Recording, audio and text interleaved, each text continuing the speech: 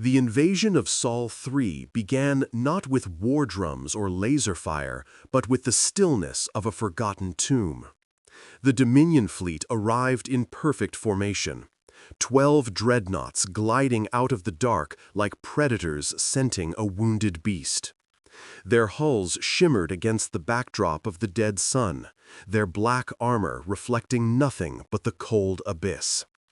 To them, the blue planet of legend was now gray, lifeless and silent, a world long since devoured by its own ambition. In their archives, humanity was nothing but a cautionary myth, an extinct species that had burned too brightly, too quickly, leaving nothing but ash behind. But myths had power. Myths frightened even empires. The Dominion had scoured 1,000 worlds and subjugated 1,000 more, yet the idea of Earth had always unsettled them. It was said that humanity had disappeared without a trace, not conquered, not destroyed, but gone. Their colonies, their outposts, their stations in deep space, all had fallen silent in the same cycle. No distress calls, no wreckage, just absence. For the Dominion, that silence had become a challenge, a mystery too dangerous to ignore. So now they had come, to strip the husk, to claim whatever relics remained, and to erase the last shadow of a species that had once dared to defy the stars. "Deploy reconnaissance teams," Vesh commanded, his claws drumming against the console. "Mark all energy readings and structural anomalies. This world is ours to harvest." The ship's officers bowed their heads and began the process.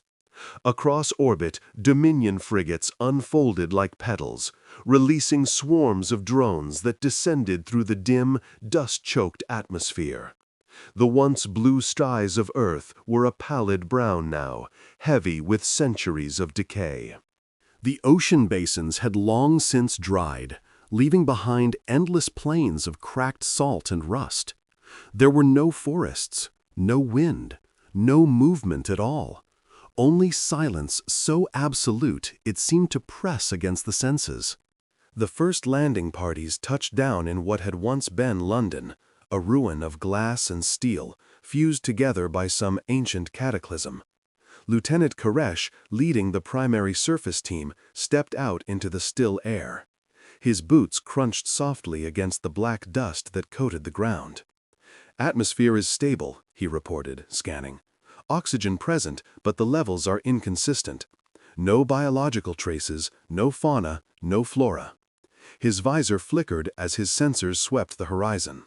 "And no noise, Commander. None at all. Not even background interference.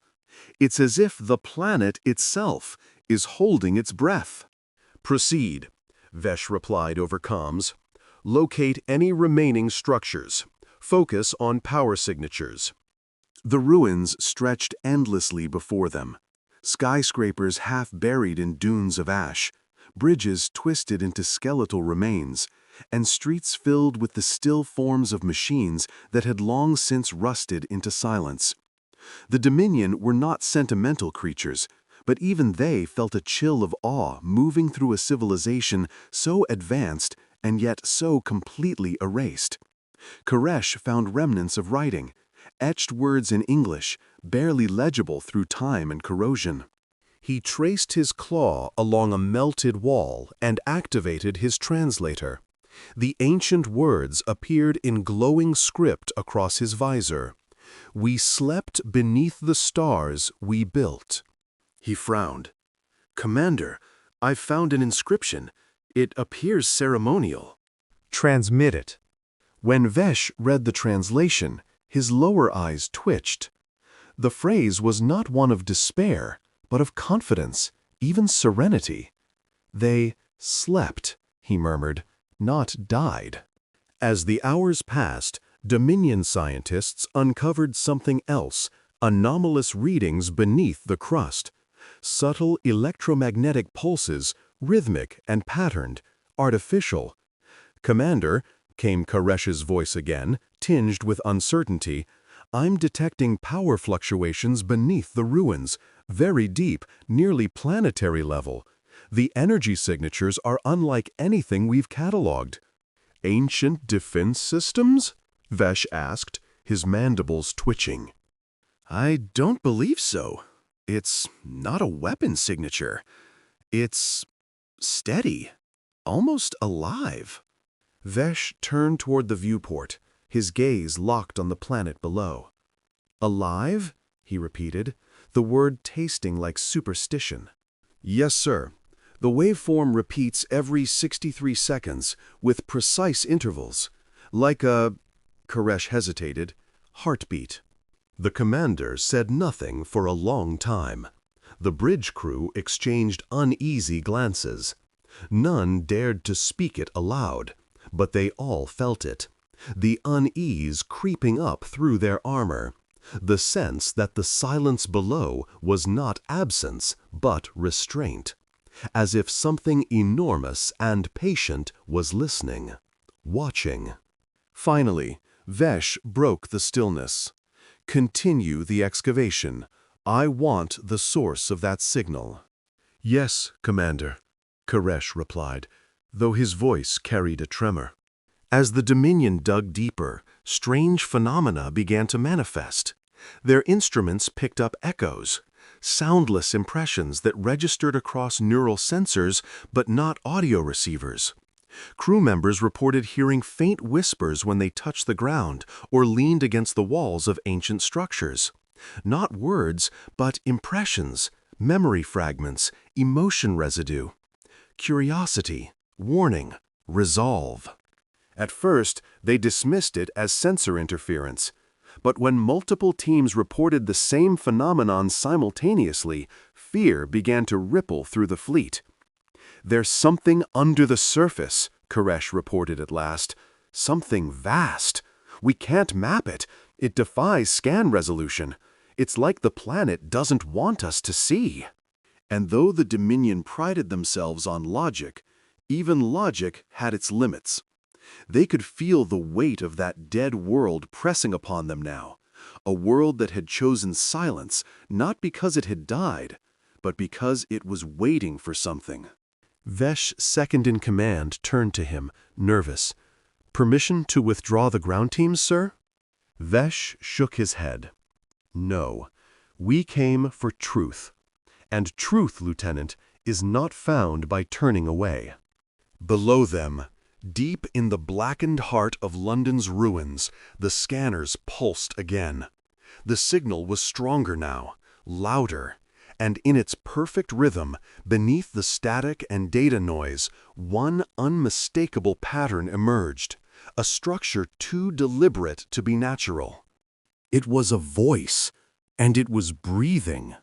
The crater stood at the heart of London's ruins, a wound in the planet's flesh. A perfect circle carved into fused glass, smooth as a mirror and black as oil.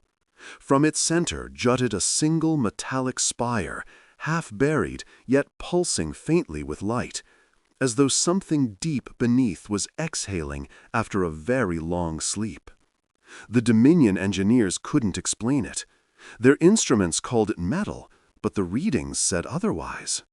It behaved like matter and energy at once, an impossibility, a contradiction wrapped in silence. The material didn't reflect light, didn't scatter radiation. It drank it. Lieutenant Koresh approached the edge of the crater, his boots scraping against the smooth surface. Even through his armor, he felt warmth radiating from the ground, slow and deliberate, like breath rising from beneath the world. "Commander," he said through his comms, "the structure's alive. I can feel it vibrating through the substrate."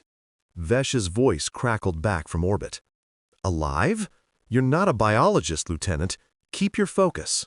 Koresh swallowed hard, staring down at the spire's faint glow. "Sir, it's not metaphorical.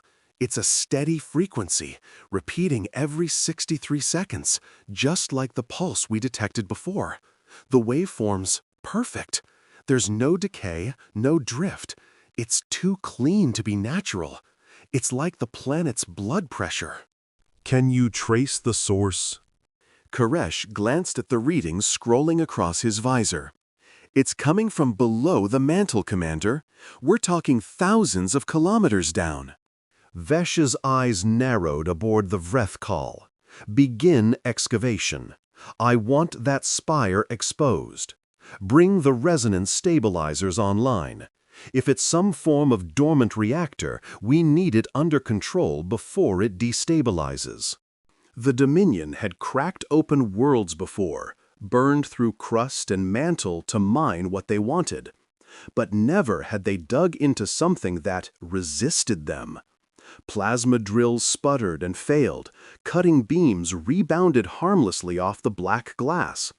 The spire didn't react violently. It simply ignored their tools, as though the laws of physics had been rewritten around it. Hours passed, then days. Every attempt to breach the structure failed. Koresh grew uneasy. He could feel a low hum now, not through his suit, but inside his head. A vibration that resonated with the rhythm of his heartbeat. It made him dizzy. It made him dream. On the third day, he ordered a touch scan, a desperate measure. He placed his gloved hand on the spire. The moment his fingers made contact, the world moved. A shudder rolled through the crust like a slow exhalation. The crater walls vibrated, fissures spreading like veins of light. Dominion troops staggered as their sensors erupted in static. "Commander!" Koresh shouted, stumbling back. "It's responding! I didn't activate anything. It's waking up!" From orbit, Vesh saw it immediately. The planetary readings flared white-hot across the main display. Energy radiated from the surface in concentric rings, racing outward from the spire until the entire hemisphere glowed like molten glass. And then, without warning, the signal reached space. A pulse of pure information struck the Vrethkal and every ship in the fleet simultaneously. It wasn't electromagnetic. It wasn't radiation. It was thought. "Report," Vesh barked. "What was that?" No one answered immediately. Officers stared at their consoles, eyes wide, hands frozen mid-command. The sound was still echoing in their minds, not in their ears, but inside them. A vibration of consciousness that spoke directly to the soul. Then came the voice. It didn't emerge from speakers. It wasn't transmitted.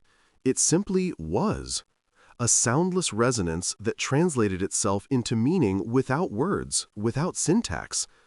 It was vast, ancient, layered with sorrow and patience. "You should not have come." The bridge fell silent. Even the ship's ambient hum seemed to vanish. Vesh's secondary heart skipped. "Identify that signal," he demanded. But the sensors showed chaos, readings looping infinitely, the signal source omnipresent. The voice wasn't emanating from one location.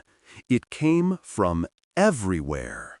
Across the Dominion fleet, crew members clutched their heads, some weeping without knowing why. The signal carried emotion so deep it drowned thought itself. Fear, sadness, pity. "Commander," whispered the ship's science officer, her voice trembling. "It's not external. It's interfacing with our neural implants. It's rewriting sensory data." "Rewriting?" Vesh growled. "For what purpose?" "To communicate." Before he could respond, the voice returned, stronger now, clearer, like an ocean current filling every atom of space. We watched the stars forget our name. We watched the void grow loud. And still we waited. The words hit like gravity. Every syllable carried a weight of centuries, maybe millennia. The voice wasn't angry. It was weary, like a being too old to remember where it began or ended. "What are you?" Vesh demanded, standing from his command chair. "Identify yourself." There was a pause, so long that the silence itself became unbearable. Then, quietly, it spoke again. "We are what remains. We are the quiet that holds back the dark." On the surface, the light around the crater intensified, bleeding into the horizon until the whole sky pulsed in rhythm with the voice. Dominion troops collapsed as their visors flickered with incomprehensible images. Cities made of light, oceans of machinery, humans walking among titanic structures that merged flesh with code, thought with metal. Koresh saw flashes of it too, beings made of energy and memory, faces half human, half illumination, moving in deliberate calm. Not ghosts, not gods, themselves. He gasped as the ground beneath him rippled, and in that vibration he heard the truth, felt it, like a memory whispered through the bones of the world. Humanity had not perished in some apocalyptic war. They had done this willingly. "We became the silence," the voice continued. "We became the shield between creation and the void." Vesh stared at the display as the realization dawned. They bound themselves into the planet. His science officer nodded weakly. "The entire structure, the lattice beneath the crust, it's alive, Commander. It's an integrated consciousness. Earth isn't a world anymore. It's an organism, and it's speaking." Vesh's voice was barely a whisper now. Speaking to us? Or warning us? The lights dimmed. Every ship in orbit shuddered. Systems began failing. Slowly, gently, like a parent turning off a child's music box.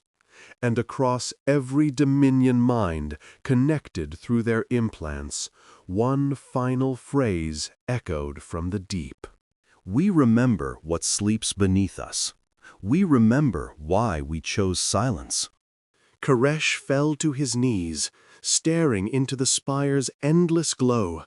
And for the first time in Dominion history, a soldier prayed, not to his gods, but to the ghosts of a species that had become the heartbeat of a planet. And in orbit, Commander Vesh realized too late that they had not invaded an empty world.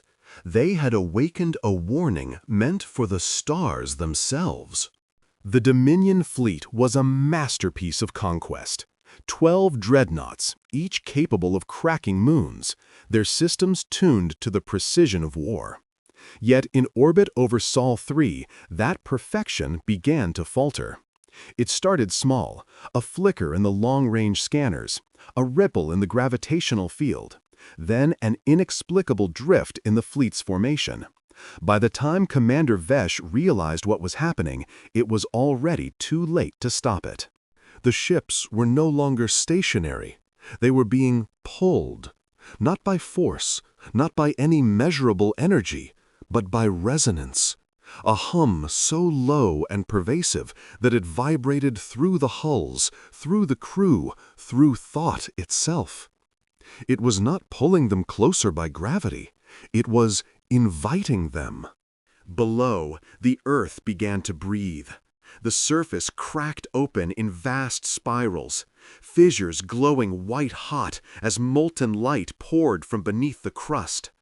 Dominion ground teams scattered, shouting into dead comms as their equipment failed one by one.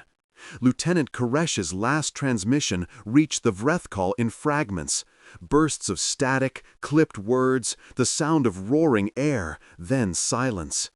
"Commander, these structures, they're not ruins. They're alive." Then, nothing. On the main display, Vesh watched in horror as the darkened planet illuminated in veins of radiant geometry. What had once been continents were now lattices of light, lines intersecting with impossible precision, spanning thousands of kilometers. It looked like circuitry. It looked like anatomy. "Zoom in," he ordered. "Now." The viewport magnified. Cities that had seemed long dead were now awakening. Towers that had been blackened husks reformed themselves, their shattered glass and steel rearranging, rising into spirals of glowing architecture. From orbit, Earth's surface shimmered like a colossal neural web, pulsing with synchronization, each flash a thought, each wave a heartbeat. The sensors screamed under the data overload. "Sir, the entire crust is generating energy," said the science officer, her voice trembling. "More than a sun. The readings are beyond our scale." "Impossible," Vesh hissed. "No biological system can sustain that kind of—" She cut him off, whispering, "It's not biological anymore." For the first time in his long, war-forged life, Commander Vesh felt the sensation of insignificance. His fleet, the pride of the Dominion, now hovered above a consciousness vast enough to distort physics. Humanity had not built machines. Humanity had become them. Their cities, their oceans, their very planet had been transformed into an integrated mind, one vast enough to contain billions of digital souls, all linked, all awake, all remembering. "Send a distress transmission to High Command," Vesh ordered, trying to sound composed. "Full priority relay." "Transmission impossible, Commander. The signal won't leave the system." "What do you mean it won't leave?" "The data loops back into our comm arrays. The planet's field is redirecting it, as if it doesn't want us to call for help." And then, once more, the voice returned. "Do not call them. Do not wake them. The silence must hold." It wasn't a whisper. It was an ocean speaking through the hulls, through the marrow of every living being who heard it. The Dominion crew fell to their knees, clutching their skulls as the resonance crawled into their thoughts. The voice carried no malice, only an unbearable weight of understanding, a voice that remembered when the stars were young.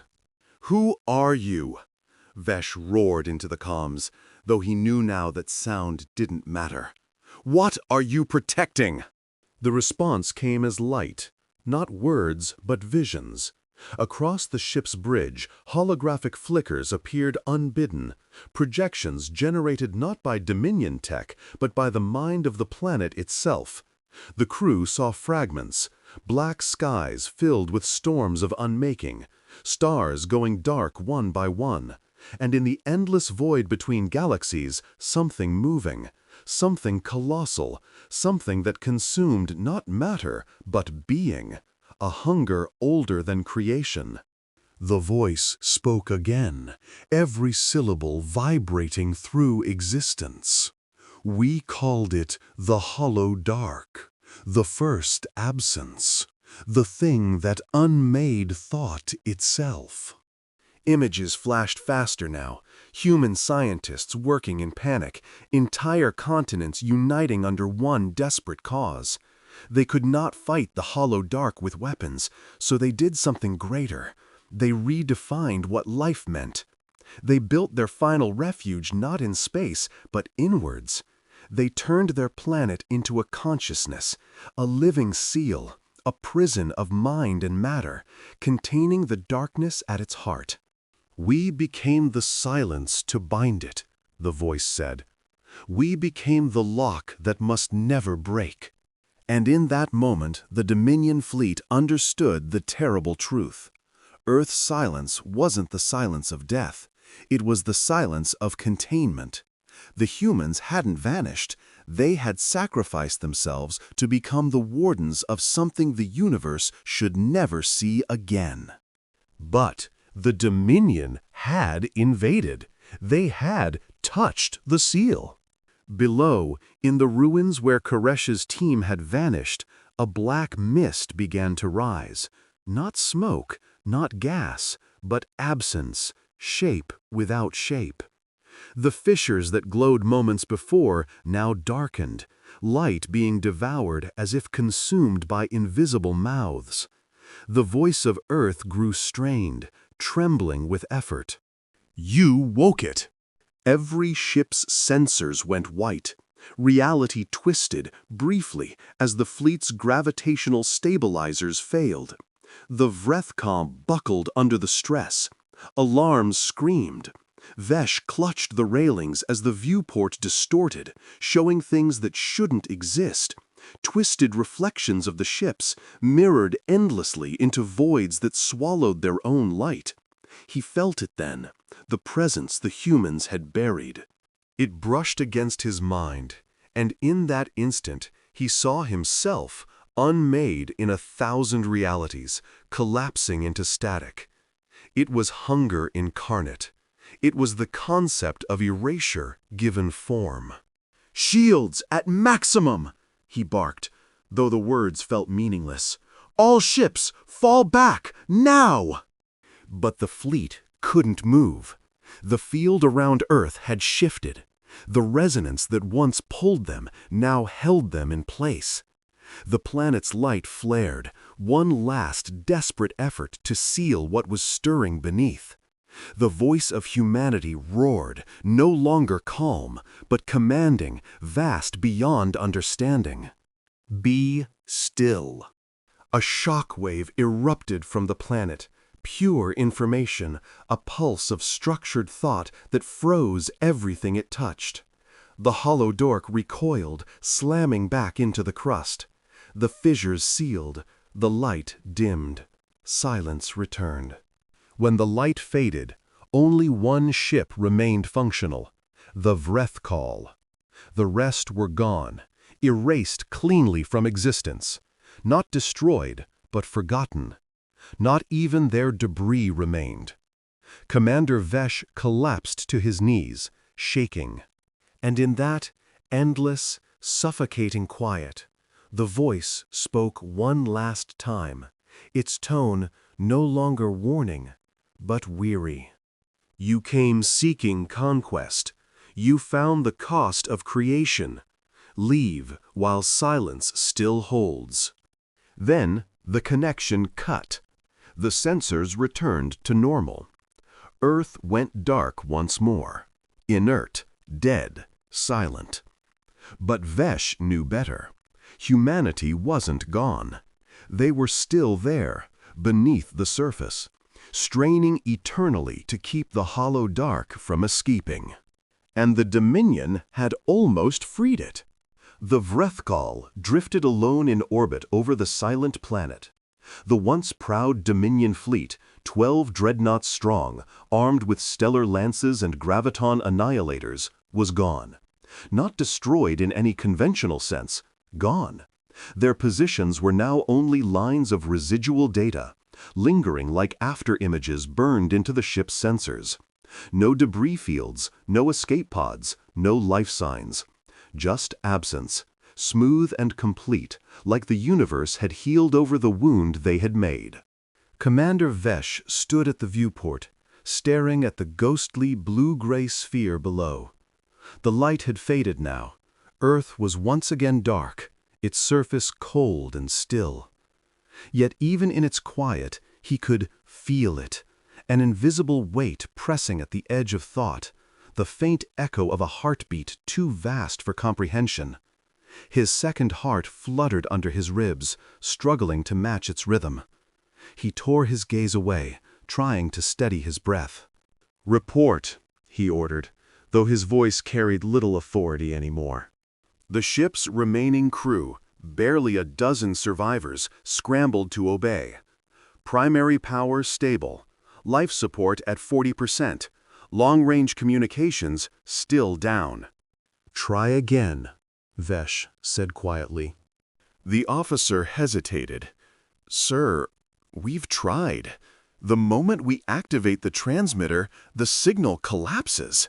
The planet—" She swallowed, The planet consumes the transmission. Vesh turned slowly. Consumes? It loops back into our systems, redirects into the same frequency band that spoke to us. The commander stared at her. You mean, it's... No one responded. The bridge fell silent, except for the faint hum of emergency systems and the soft tremor of the ship's ventilation. Outside, the planet rotated slowly, its dead oceans glinting like mirrors of glass. But sometimes, just at the edge of vision, Vesh thought he saw faint lines of light crawling beneath the surface, like veins beneath translucent skin. "Commander," came a whisper from the communications pit, "I'm getting something." Vesh turned sharply. "From where?" "Everywhere, sir. All channels, all bands. It's the same signal again." Before Vesh could respond, the ship's lights dimmed. The hum of the reactors faded into silence. One by one, every console died. Only the faint blue glow of the planet below illuminated the bridge. The sound returned, not through speakers, not through systems, but directly into their minds. "You linger when you should flee." The voice was softer now. No longer the thunderous resonance of a god, but a whisper woven into the fabric of thought. Vesh felt his limbs grow heavy, not from gravity, but from the sheer presence of the being that spoke. "You destroyed my fleet," Vesh said aloud, though the words trembled. "You annihilated them without reason. Is this vengeance?" The voice replied immediately, calm and mournful. "We do not destroy. We unmake that which endangers the balance. Your kind touched what should sleep forever. You heard the whisper beneath the silence, and the silence answered." Vesh's jaw clenched. "You're human, aren't you?" "We were," the voice said. "Once we were flesh and thought and fear. We built our towers to reach the heavens, and when the void screamed, we built ourselves into the bones of our world to stop it." Images flickered across the viewport, unbidden visions projected directly into their perception. They saw humanity's last days, cities of light stretching across continents, engineers weaving oceans of data into the crust, countless minds merging into the planetary core. And then the ceiling, the moment when billions of voices united into one, forming the living lattice that would contain the thing beneath creation. Vesh watched, unable to look away. "You bound yourselves into your own planet," he whispered. "You sacrificed your species to become a machine." "Not a machine," the voice corrected. "A conscience, a lock, a guardian. We became the silence that binds the dark. We became the dream that must not end." The commander's mandibles twitched. "And now, what happens to us?" There was a pause. Then came a sound, not speech, but sorrow. "You came seeking conquest. You will leave as whispers." One by one, the Vrethkau's systems shut down completely. The lights went out. The stars outside dimmed. The ship drifted in absolute blackness, swallowed by the vast hush that filled every atom. Vesh could still feel his heartbeat, faint and irregular, but even that began to fade into rhythm with the deeper pulse emanating from the planet below. His crew fell silent, motionless at their stations, eyes open but unfocused. Then the ship began to glow. Not from its lights, but from within its hull. Soft white lines tracing along the metal, intricate geometric patterns forming across every surface. The same designs that had illuminated Earth's crust now spread through the ship, as if the planet were reclaiming it, converting it into part of its lattice. Vesh felt it too. Thoughts that weren't his own began to flicker behind his eyes. Memories of cities he had never seen, of laughter, of rain, of human hands building something greater than fear. He gasped, clutching his head. "Stop!" But the voice was gentle. "Do not resist. You will join the silence. You will not suffer. You will be remembered." The sound of the words was like a lullaby sung across eons. Vesh fell to his knees. His vision blurred. Through the viewport, he saw the ship's reflection in the planet's faint light, except it wasn't the Vrethkal anymore. Its form was dissolving, becoming translucent, its shape merging with patterns of light descending from orbit. "Commander!" someone shouted from across the bridge. We're phasing." And then they were gone. The Vrethkal vanished without a sound, without debris, without energy discharge. In its place hung a single point of light, flickering like a candle flame. It pulsed 3 times, slow, steady, deliberate, and then shot downward into the planet's atmosphere, disappearing beneath the clouds. Far below, deep within the planetary core, a new node of light ignited within the endless web of consciousness. The voice that was once Earth murmured softly to itself, "Another memory joins us, another echo of the stars." And then, from the silence, a final transmission left the system, not in radio, not in light, but in resonance. It carried no coordinates, no call for aid, only one message, repeated across all spectrums of thought. "The silent planet is awake. Do not follow. Let it dream." When the signal finally reached the edge of the Dominion's communication networks months later, it was decoded and dismissed as myth, anomalous data, corrupted by deep space interference. But those who listened carefully, those who felt the pulse hidden within its static, knew the truth. The message wasn't warning them away, it was pleading. Because the silence wasn't victory, it was vigilance. And humanity, merged with their world, still held the line against the dark. Centuries passed. The Dominion never returned to the silent planet. The record of the expedition, classified as the Earth Incident, was buried beneath layers of restricted archives, dismissed as an encounter with a rogue singularity or gravitational anomaly. To mention it aloud became taboo, even among the highest echelons of command. The Vrethkal species moved on, or so they claimed. They expanded their empire into safer regions of the spiral arm, conquered lesser civilizations, and buried the old fears beneath layers of noise and conquest. Yet in the deep hours of their long voyages, some still whispered of the dead blue world that had devoured an entire fleet and sent back a voice that was not supposed to exist. Generations turned to epics. Empires rose, burned, and reformed. The Dominion fractured into successor states, then into cults and federations, each built on fragments of old glory. None dared venture near Sol. The coordinates were erased from star maps.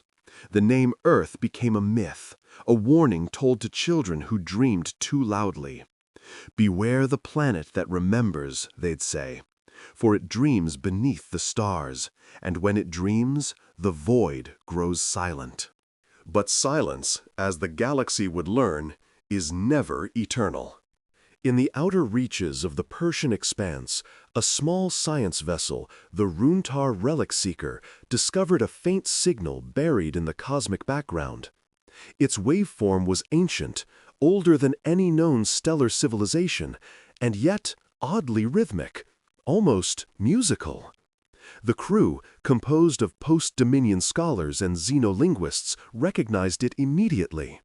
It was the same harmonic pattern described in the lost logs of the Vrethkal. The same impossible resonance that had driven entire fleets to madness. They should have turned back. But curiosity is the oldest hunger in the stars. The lead researcher, archivist Nereth, ordered the signal amplified. His eyes gleamed as the waveforms unraveled into something that resembled language, fragmented, distorted, yet undeniably structured. The more they decoded, the clearer it became that this was not random cosmic radiation. It was a message. And not just any message. It was an invitation. The translation came slowly, word by word, built through ancient Dominion algorithms and linguistic reconstruction. The message read, "We remember you. The gate is open. Come home."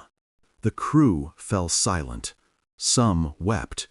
Others laughed nervously, unable to comprehend the magnitude of it. Home? For a people who had spent millennia drifting between stars, chasing conquest and collapse, that single word carried an unbearable gravity. They followed the signal. Across light years they traveled, deeper into the heart of forgotten space, until the stars themselves began to thin. And there it was, Sol. The star burned bright, unblemished by age. Around it orbited a single blue-gray planet, faintly glowing with geometric lines like veins of light. Earth had not died. It lived. Nereth ordered the ship into orbit. His crew protested, their mandibles trembling, voices breaking as they warned of the legends. But Nereth was entranced. His scanners showed structures on the surface, immense towers of crystalline lattice, vast continental patterns pulsing with energy, and in the deepest ocean trenches, something stirring. "Humanity," Nereth whispered, "you never perished. You ascended." The moment they attempted to send a signal, their systems froze. Every light dimmed. The hum of the engines faded. For a heartbeat, there was nothing. Then, music. Not a voice, not words. Music. Low, resonant, woven from the static of the cosmos itself. It filled their minds with images of stars being born, of ancient cities rising from oceans, of a million human faces merging into light. The melody carried grief, beauty, and warning. Then the voice returned. Not one, but countless, layered together like a chorus across time. "You still seek what you cannot hold. You have forgotten why we fell silent." Nereth shuddered. "We only seek to understand." "Understanding is the first step to becoming," the voice replied. "And to become is to awaken that which should never wake." The viewport darkened. The planet's light dimmed. Something vast was moving beneath the surface, slow, deliberate, and ancient. The geometric patterns shifted, aligning into a massive sigil visible from orbit, one that pulsed in rhythm with the ship's systems. "What are you?" Nereth whispered. "We are what remains when hope outlives the flesh." The ship's sensors spiked. Gravitational distortions rippled outward from the planet, bending light, dragging starlight inward. The crew screamed as time itself began to blur, seconds stretching into hours, thoughts slowing until each one became infinite. Yet amid the terror, Nereth understood. The planet wasn't attacking. It was remembering. It was showing them the truth. Humanity had not died. They had imprisoned something older than the universe itself. a void entity that once devoured realities, drawn by intelligent thought, by the spark of curiosity. Humanity had fought it not with weapons, but with will. They had bound it within themselves, transforming their planet into a living seal, a song of consciousness strong enough to drown eternity's hunger. And now, by answering the call, the Runtar had risked unraveling that seal. The music grew louder, sharper, now mixed with something else, a rising scream of pain and pleading. The ship's systems fractured, unable to hold the influx of data. Crew members collapsed, eyes empty, their minds burned open by the flood of ancient memory. Nareth stood alone on the bridge, trembling, tears falling freely. "If you are humanity," he said, "why do you reach out? Why call us back?" The voice sighed, a sound that carried centuries of loneliness. "Because even guardians tire. Even silence yearns to be broken.